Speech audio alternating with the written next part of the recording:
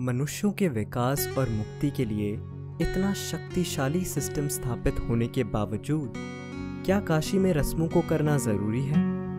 क्योंकि आपने बताया कि इस जगह को ज़बरदस्त तरीके से डिज़ाइन किया गया है एक यंत्र के रूप में, तो यहाँ आना ही काफ़ी होना चाहिए। कई लोग यहाँ विभिन्न प्रकार की रस्में करने आते हैं। ऐसी रस्मों का क्या महत्व है?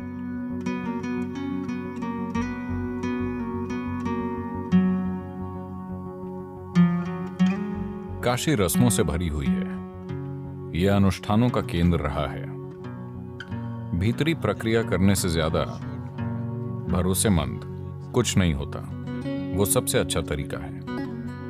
तो एक प्रक्रिया में दीक्षा मिलने के बाद आपको उसी पर निर्भर रहना चाहिए। ये चीजें इसलिए बनाई गई क्योंकि ये जनता के लिए हैं। उन्हें खुद के साथ कुछ भी करना नहीं आता, पर वो इतना जानते हैं कि कुछ करना जरूरी है।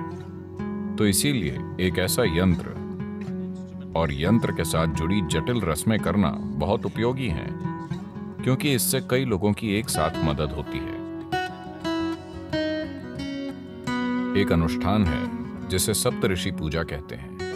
सप्तऋषि यानी वो 7 शिष्य जो शिव के पहले शिष्य थे। शिव के संदेश को फैलाने के लिए वो दूर जाने वाले थे। तब उन्होंने पूछा, हम आपकी पूजा कैसे करेंगे? शिव ने उन्हें एक तरीका सिखाया।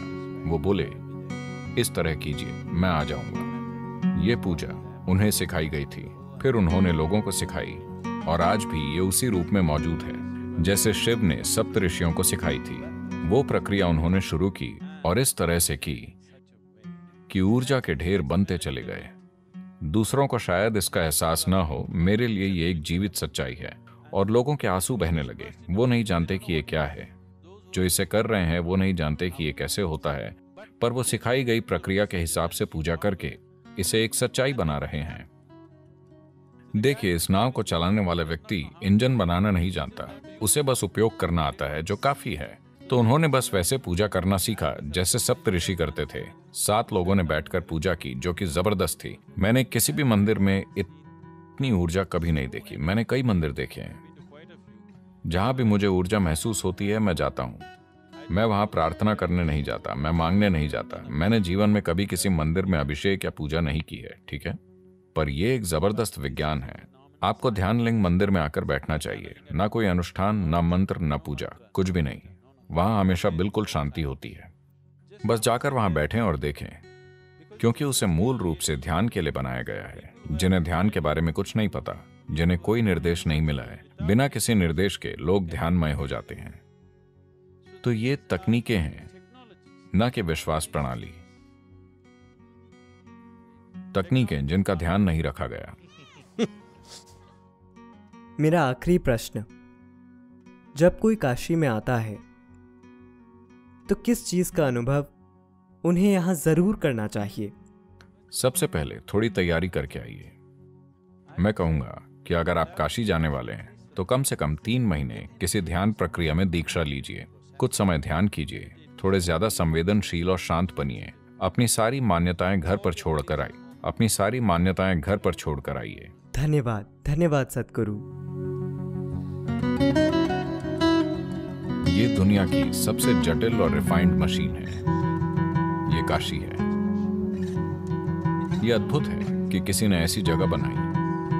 इसे बहुत बुद्धिमानी और काबिलियत से बनाया गया है। इसके पीछे दृष्टि और करुणा ये है कि ये सभी के लिए उपलब्ध हो। इसीलिए हम उन लोगों को नमन करते हैं। दुनिया को इसी की जरूरत है, ना कि कट्टरता, फिलॉसफी या विश्वास प्रणाली की। इंद्रियों से परे जाकर उस चीज का अनुभव करने की क्षमता, जिसे फिलहाल परे की चीज माना जा रहा है। यही अकेला तरीका है जिससे मनुष्य जानेगा और जिससे मानव चेतना का विस्तार होगा। मानव समाज में हुए छोटे छोटे टुकड़ों से परे इंसान के विकसित होने का यही एक तरीका है। पर उन यंत्रों को व्यवस्थित रूप से नष्ट किया जा रहा है। इन चीजों को वापस लाना महत्वपूर्ण है। अतीत से हम बच निकले, पर क्या हम भविष्य से बच पाएंगे? ये मानवता का दुर्भाग्यपूर्ण इतिहास है कि धरती की सबसे महान चीजें नहीं बचती, सबसे भद्दी चीजें बची रहती हैं। जब तक कि समाज और लोग उसकी देखभाल और पोषण न करें। यह बहुत महत्वपूर्ण है। यदि आप एक सुसंस्कृत समाज चाहते हैं कल हमारे बच्चों और उनके बच्चों के जीने के लिए,